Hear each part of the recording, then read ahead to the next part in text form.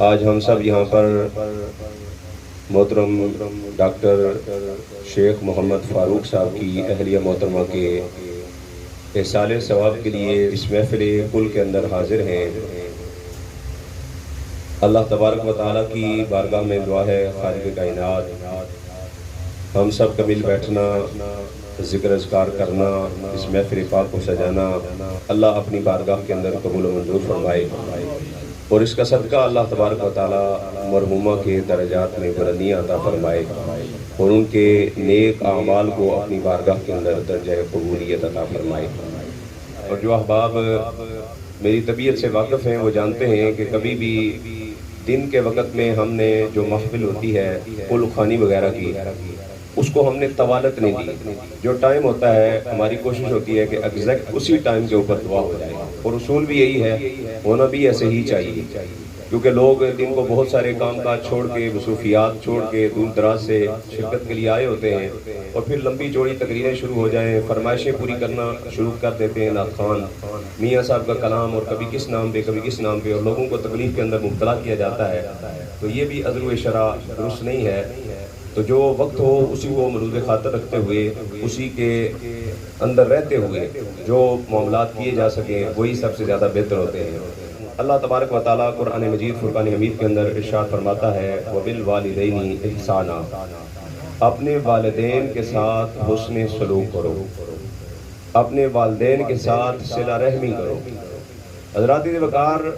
اس دنیا کے اندر ہماری جو پہچان بنتی ہے وہ ہمارے والدین کی وجہ سے بنتی ہے۔ اگر نانکے خاندان سے ہماری وابستگی ہے وہ ہماری والدہ کی وجہ سے، اور ہمارے دادکے خاندان سے اگر ہمارا تعلق ہے تو ہمارے والد کی وجہ سے ہوتا ہے۔ یعنی دنیا میں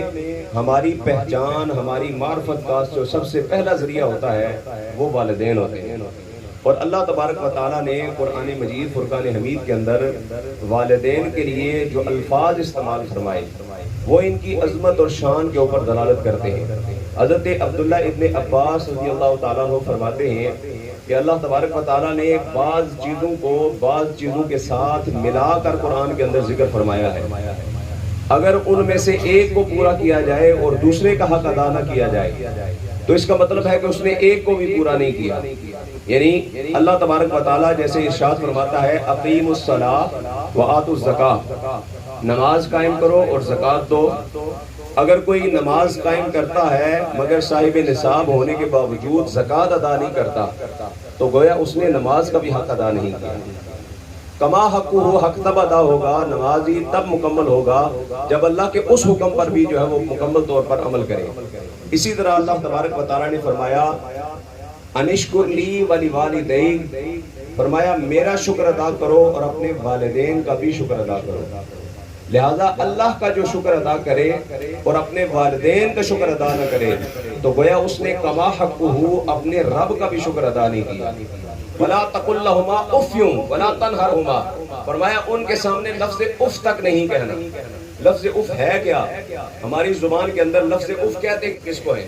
لفظ اف بظاہر دیکھا جائے تو بڑا معمولی سا لفظ ہے، لیکن اتنا ہلکا سا جملہ بھی، والدین نے کوئی کام کہا، والدہ نے کوئی کام کہا،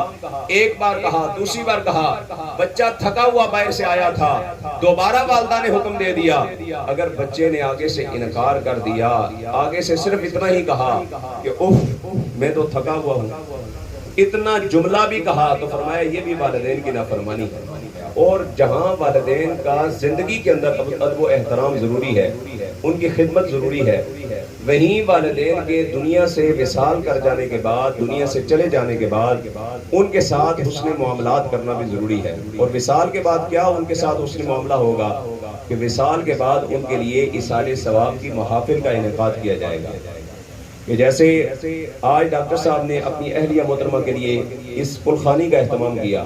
یہ ایک ایصال ثواب کی محفل ہے، اس کے اندر سب لوگ مل کر بیٹھے اور اللہ تعالیٰ کی بارگاہ میں کلمات طیبات پڑھیں گے۔ اب کچھ واعظ و نصیحت ہو رہا ہے، یہ بھی علم دین ہے، یہ بھی صدقہ جاریہ ہے، اگر یہ باتیں کسی کے ذہن میں منتقل ہوتی ہیں وہ عمل کرتا ہے تو یہ بھی ان کے نامہ اعمال میں صدقہ جاریہ بن جائے گا، اور اس کے صدقے بھی اللہ تبارک و تعالیٰ ان کے درجات کے اندر بلندی عطا فرمائے گا۔ اور بخاری شریف کی حدیث ہے، آقا دو عالم صلی اللہ علیہ وسلم نے ارشاد فرمایا جب کوئی بندہ مومن قبر کے اندر جاتا ہے تو قبر میں جانے کے بعد اس کی حالت ایسی ہوتی ہے جیسے کوئی بندہ دریا کے اندر ڈوب رہا ہو۔ جب کوئی دریا کے اندر ڈوب رہا ہو اور اس کا سینہ یا اس کے ہاتھ صرف باہر ہو تو کیا کیفیت ہوتی ہے، کس طرح ڈوبنے والی کیفیت میں وہ کہہ رہا ہوتا ہے بچاؤ بچاؤ۔ فرمایا ایسی ہی کیفیت قبر میں جانے والے کے لیے ہوتی ہے، اور جب کوئی اس کو ایصال ثواب کرتا ہے، اس کے اہل خانہ میں سے کوئی اس کے لیے کلمات طیبات پڑھ کر تحفہ بھیجتا ہے تو اللہ تبارک و تعالی قبر کے اندر اس کو راحتیں عطا فرما دیتا ہے۔ بلند آواز سے کہیں سبحان اللہ۔ اور اللہ تبارک و تعالیٰ قبروں کے اندر راحت عطا فرماتا ہے، اس لیے کہ اللہ تعالیٰ نے قرآن مجید فرقان حمید سورہ حشر کی آیت نمبر 10 کے اندر جو دعا ہمیں ارشاد فرمائی ہے، ربنا اغفر لنا ولإخواننا الذین سبقونا بالایمان، ربنا اغفر لنا، اے اللہ ہمیں بخش دے، ولإخواننا الذین سبقونا بالایمان، اور ہمارے ان بھائیوں کو بھی بخش دے جو ہم سے پہلے ایمان کی حالت میں دنیا سے وصال کر گئے ہیں۔ یہ قرآن کے اندر دعا ہے کہ نہیں ہے؟ تو اللہ تبارک و تعالیٰ نے اس لفظ کے اندر یہ حکم ارشاد فرما کر واضح کر دیا کہ جب ہم دعا کرتے ہیں تو ہماری دعا کے ذریعے سے اللہ تبارک و تعالیٰ ہم سے پہلے جو دنیا سے وصال کر گئے ہیں ان کو اللہ تبارک و تعالیٰ نفع بھی عطا فرماتا ہے۔ بلند آواز سے کہیں سبحان اللہ۔ آپ سبحان اللہ کہیں گے آپ کو ثواب ملے گا، اور یہ ثواب بھی مائی صاحبہ کے سارے ثواب میں جائے گا۔ بلند آواز سے کہیں سبحان اللہ۔ آقا دو عالم صلی اللہ علیہ وسلم نے فرمایا کہ جب بندہ مومن مرتا ہے تو اس کے پاس اس کے پلے میں نامہ اعمال میں دامن میں نیکیاں اتنی نہیں ہوتی، لیکن فرمایا ایسا بھی بندہ ہوگا جو قیامت والے دن قبر سے اٹھے گا تو اس کے ساتھ اللہ تبارک و تعالیٰ نیکیوں کے پہاڑ چلا رہا ہوگا۔ وہ حیران ہو کر عرض کرے گا یا باری تعالیٰ میں جب مرا تھا میرے نامہ اعمال میرے دامن میں تو اتنی نیکیاں نہیں تھیں، یہ نیکیوں کے پہاڑ میرے ساتھ کہاں سے آ گئے؟ تو رب فرمائے گا تو جو نیک اولاد چھوڑ کر آیا تھا، جو نیک اہل خانہ چھوڑ کر آیا تھا، انہوں نے تیرے اصال ثواب کے لیے محفلیں سجا سجا کر کلمات پڑھا پڑھا کر تیرے نامہ اعمال کو نیکیوں سے بھر دیا ہے، اور وہ ساری نیکیاں آج تجھے حشر کے اندر کام آ رہی ہیں۔ معلوم ہوا کہ مرنے والے تک وہ ثواب پہنچتا ہے، پہنچاتا کون ہے؟ اللہ تبارک و تعالی۔ اللہ اس چیز پر قادر ہے کہ نہیں ہے؟ اچھا ہم نماز پڑھتے ہیں، ہر بندہ نماز پڑھتا ہے، عمومی طور پر نا ہمیں نماز کا ترجمہ نہیں آتا ہوتا، جبکہ نماز کا ترجمہ ہمیں آنا چاہیے۔ ہر بندے کو پتا ہونا چاہیے کہ وہ اللہ تعالیٰ کی بارگاہ میں کیا کلام کر رہا ہے، کیا بات کر رہا ہے اللہ تعالیٰ۔ مولا کائنات سیدنا علی المرتضی شیر خدا کرم اللہ تعالیٰ وجہ الکریم فرمایا کرتے تھے کہ جب میرا دل چاہتا ہے نا کہ میرا رب مجھ سے کلام کرے تو میں رب کا قرآن کھول کے بیٹھ جاتا ہوں، اور جب میرا دل کرتا ہے کہ میں رب سے باتیں کروں تو میں نماز پڑھنا شروع کر دیتا ہوں۔ اونچی آواز سے کہنا یار سبحان اللہ، یہ چھوٹی بات تو نہیں ہے۔ اور یہ باتیں کب آپ کر سکیں گے؟ جب آپ کو پتا ہوگا کہ آپ اللہ سے بات کیا کر رہے ہیں، جب آپ نے رٹے ہوئے کلمات ہی نماز کے اندر پڑھنے ہیں، الحمدللہ رب العالمین الرحمن الرحیم مالک یوم الدین، جب پڑھ رہے ہیں پتہ کوئی نہیں کہ اس کا معنی کیا ہے، مطلب کیا ہے، تو پھر وہ دل کے اندر احساس پیدا نہیں ہوگا۔ پھر نماز کے اندر خیالات آپ کے بھٹکیں گے، کبھی کاروبار کی طرف خیال جا رہا ہے، کبھی جو ہے وہ روزگار کی طرف، کبھی گھر کے معاملات کی طرف، کبھی کوئی چیز بھولی ہوئی ہے وہ یاد آ رہی ہے۔ یہ دھیان اس طرف گیا کیوں؟ اس کی ایک وجہ یہ بھی ہوتی ہے کہ ہمیں نماز پڑھتے ہوئے نماز کا پتہ ہی نہیں کہ ہم پڑھ کیا رہے ہوتے ہیں۔ جب ہمیں پتہ ہوگا تو پھر ہماری توجہ بٹے گی نہیں۔ اگر کسی کی نماز کا یہ حال ہے کہ وہ نماز پڑھتا ہے تو بار بار خیالات ادھر ادھر جاتے ہیں، تو آسان طریقہ یہ ہے کہ وہ نماز کو ترجمے کے ساتھ یاد کر لیا۔ جب نماز پڑھے تو ترجمے کے اوپر غور کرے کہ میرا اسے بات کیا کر رہا ہے۔ ایاک نعبد و ایاک نستعین، ہم تیری ہی عبادت کرتے ہیں اور تجھ ہی سے مدد مانگتے ہیں۔ اہدنا الصراط المستقیم، اے اللہ ہمیں صراط مستقیم پر چلا۔ صراط الذین انعمت علیہم، ان لوگوں کا رستہ جن پر تو نے انعام کیا۔ جب ہم نماز میں یہ پڑھ رہے ہوں گے اور ذہن میں ترجمہ بھی ہوگا تو ایٹومیٹکلی ہماری نماز کی برکات بھی بڑھ جائیں گی، اور پھر ہمارے خیالات، ہماری توجہ بٹے گی نہیں۔ اچھا میں جو بات بیان کرنا چاہتا ہوں، نماز کے اندر آخر میں ہم دعا پڑھتے ہیں رب اجعلنی، اور یہاں ایک لفظ کی تصحیح بھی کر دوں، رب اجعلنی کو عمومی طور پر لوگ پڑھتے ہیں رب اجعلنی، اور بڑے بڑے قراء حضرات کو بھی میں نے پڑھتے ہوئے دیکھا ہے، وہ نماز کے اندر یہ پڑھتے ہیں، چونکہ سورہ ابراہیم کی آیات ہیں، یہ حضرت ابراہیم علیہ السلام کی دعا ہے، تو وہ نماز کے اندر پڑھتے ہوئے پڑھتے رب اجعلنی مقیم الصلاۃ، ربی جعلنی نہیں ہے۔ کبھی قرآن کھول کر آپ پڑھیں، 13واں پارہ کھولیں، سورہ ابراہیم کو کھولیں، اور یا علماء سے رابطہ کریں، قرآن حضرات سے رابطہ کریں، صاحب علم حضرات سے رابطہ کریں، تو آپ کو پتہ چلے گا ربی جعلنی تو لفظ ہے ہی نہیں قرآن کے اندر۔ قرآن میں لفظ ہے رب اجعلنی، بج، یہ جو آواز لوٹ کے آتی ہے، یہ قرات کا اصول ہے کہ جو حروف قلقلہ ہوتے ہیں ان پر آواز لوٹ کر آتی ہے جب وہ ساکن ہوتے ہیں، تو یہ حروف قلقلہ ہے جو یہاں پر آ رہا ہے جیم، اور اس کے ساکن ہونے کی وجہ سے رب بج ہم پڑھتے ہیں تو آواز لوٹ کے واپس آتی ہے۔ تو لوگ عام طور پر سنتے سنتے وہ ان کے ذہنوں کے اندر بات جو ہے وہ بگڑتی ربی جعلنی ہو گئی، اور لوگوں نے چونکہ بچپن میں یاد کی ہوتی ہے، پھر دوبارہ والدین کو بھی توفیق نہیں ہوتی، والدین سمجھتے ہیں کہ ہمارا فریضہ صرف اتنا ہی ہے کہ بچے کو ایک بار قرآن میں سے گزار دو، پورا پڑھا دو، بس کافی ہے، حالانکہ یہ کافی نہیں ہے۔ قرآن مجید، فرقان حمید ساری زندگی ہماری ذات کے ساتھ وابستہ رہنا چاہیے۔ پہلے قرآن کو قاعدہ ناظرہ قرآن کو بچوں کو پڑھائیں، اس کو تجوید کے ساتھ سکھائیں، جب سیکھ جائے اس کی تلاوت کرنے کے آداب سکھائیں، جب سمجھ جائے اب اس کا ترجمہ پڑھائیں، جب ترجمہ پڑھ جائے اس کی تفسیر سکھائیں، اور ساری زندگی سیکھتے سیکھتے ختم ہو جائے گی مگر قرآن مجید کے علوم و معارف ختم نہیں ہوگی۔ لیکن ضرورت اس عمر کی ہے، پھر ہم سمجھے بھی نا، بھائی 2-3 سال بچوں نے پڑھایا اگر چھوڑ دیتا پھر کہاں بچوں کو سمجھ میں آئے۔ تو خیر رب اجعلنی آپ پڑھتے ہیں تو اس کے اندر کیا کرتے ہیں دعا، ربنا اغفر لی ولوالدی، اے اللہ مجھے بخش دے، ولوالدی اور میرے والدین کو بخش دے، وللمؤمنین یوم یقوم الحساب اور قیامت کے دن تک آنے والے تمام مومنین کو بھی بخش دے۔ یعنی مجھے بھی بخش دے، میں زندہ ہوں، میرے والدین زندہ ہیں تب بھی بخش دے، فوت ہو گئے تب بھی بخش دے۔ لوگ سمجھتے ہیں کہ شاید میت کو دفن کرنے کے بعد احسان ثواب کیا جا سکتا ہے، بندہ زندہ ہو تو بھی اس کے لیے دعا کی جا سکتی ہے، تو فوت ہونے کے بعد کیوں نہیں کی جا سکتی؟ عمومی طور پر ہمارے ہاں وصال ہوتا ہے تو لوگ کیا کرتے ہیں،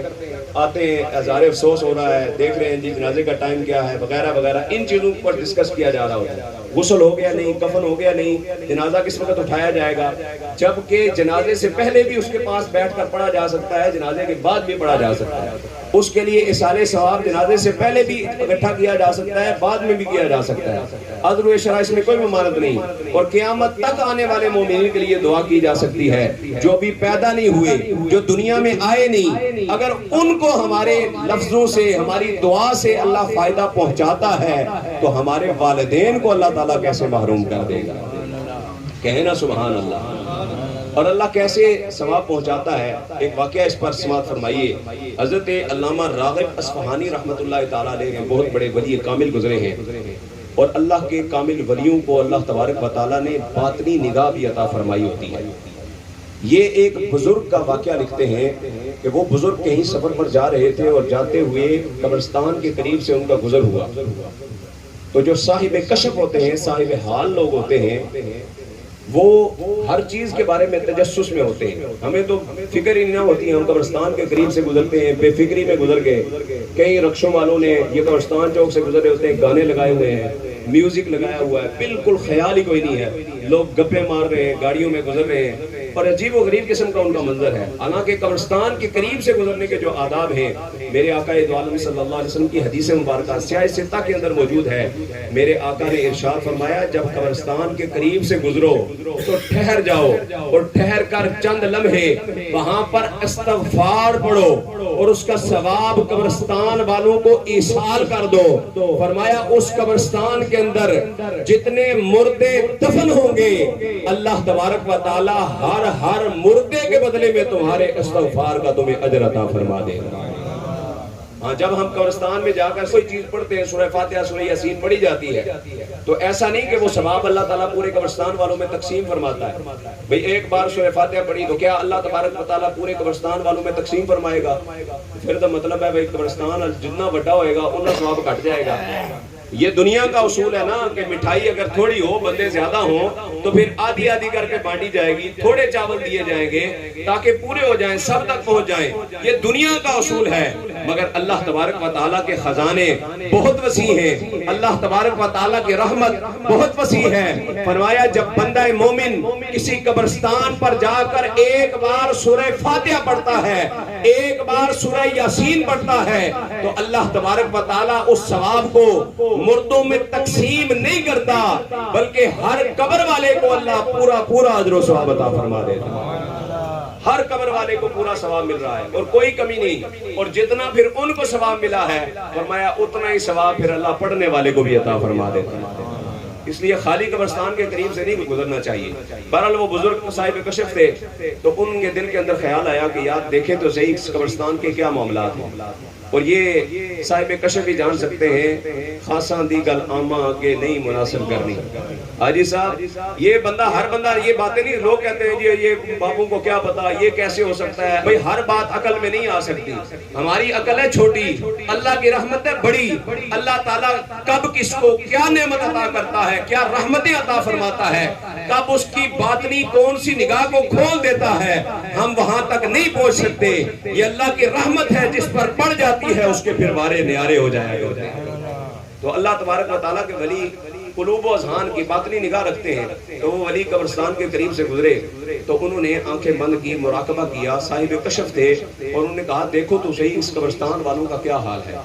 آنکھیں بند کی تو اللہ تبارک و تعالیٰ نے ان کے دل کی نگاہوں کو بیدار کر دیا۔ انہوں نے دیکھا کہ پورے قبرستان کے جو مدفونین ہیں سارے مومنین خوبصورت سفید لباس کے اندر موجود ہیں، اور ان سب کے سامنے ایک تشت ہے اور اس کے اندر مکھن جیسی سفید غذا اللہ نے رکھی ہوئی ہے، اور سارے قبر والے اس خوبصورت غذا سے مستفید ہو رہے ہیں۔ اب یہ بزرگ فرماتے ہیں کہ کشف کی حالت میں ہی ان کی نظر پڑی ایک ایسے بزرگ پر، ایک ایسے بابے پر جو ایک کنارے پر قبرستان کے تنہا بیٹھا ہوا ہے۔ اس کا حال بڑا گندہ ہے، رونق نہیں ہے، نہ اس کے سامنے وہ تشت ہے نہ وہ نورانی غذا ہے۔ تو کہتے ہیں کہ میں نے اس سے سوال کیا، ان بزرگوں نے پوچھا بھئی تمہارا یہ حال کیوں ہے، اور یہ قبرستان والے سارے ان کا اتنا اچھا حال کیوں ہے کہ ان کو اللہ نے اتنا خوبصورت نورانی لباس پہنایا ہے، نورانی غذا سے مستفید ہو رہے ہیں، اللہ کی رحمتوں میں یہ سارے ہیں، تو تم پر یہ انعامات کیوں نہیں ہیں؟ اس نے کہا یہ جتنے بھی لوگ قبرستان میں دفن ہیں نا، یہ سارے اپنے پیچھے نیک اولادیں چھوڑ کے آئے ہیں۔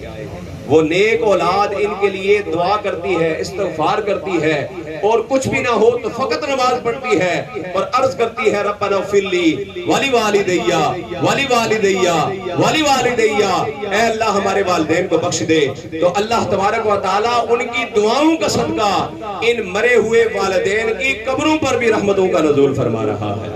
اور ان کو قبر کے اندر بھی راحتیں اور سکون عطا فرما رہا ہے۔ اور میرے پیچھے اولاد جو ہے وہ ناکارہ ہے، وہ نمازی نہیں ہے، اس لیے یہ حال ہے۔ اب صاحب کشف بزرگ نے کشف کے عالم میں ہی ان سے پوچھا تمہارا گھر کہاں پر ہے، گھر کا پتہ پوچھا۔ اب فزیکلی وہاں پر تشریف لے کر گئے اور جا کر گھر والوں سے ملاقات کی، ان کی بیوی سے ملے اور ان کو اشاروں کنایوں میں سمجھایا کہ آپ جب اصالِ ثواب کریں گے، نیک اعمال کریں گے، تو آپ کے والدین کو قبر کے اندر بھی راحت ملے گی، آپ کے والد ماجد قبر کے اندر سکون پائیں گے۔ تو اب اولاد ان کی باتوں کو سمجھ گئی اور اولاد نے نیک اعمال شروع کر دیے، توبہ استغفار کی، نیک اعمال کی طرف، نمازوں کی طرف راغب ہو گئے۔ وہ بزرگ کچھ عرصے کے بعد پھر دوبارہ وہاں سے گزرے۔ علامہ راغب اصفہانی رحمت اللہ تعالی علیہ فرماتے ہیں پھر دوبارہ ان کا دل کیا کہ دوبارہ ذرا کشف کی حالت میں دیکھو تو صحیح، اولاد نیک ہوئی ہے تو کیا اس بابے کو بھی فیض ملا ہے یا نہیں ملا؟ تو کہتے ہیں دوبارہ انہوں نے کشف کی حالت کے اندر قبرستان والوں کا حال دیکھا تو کیا دیکھتے ہیں کہ اللہ تبارک و تعالیٰ نے جہاں پورے قبرستان والوں پر فضل فرمایا ہے، وہیں وہ بابا بھی اللہ کی رحمتوں سے مستفید ہو رہا ہے۔ اللہ تبارک و تعالیٰ نے انہیں بھی وہ لباس، وہ نورانی غذا عطا فرما دی ہے۔ اللہ اکبر۔ اس لیے ہم کہتے ہیں رحمت دا دریا الہی ہر دم وگدا تیرا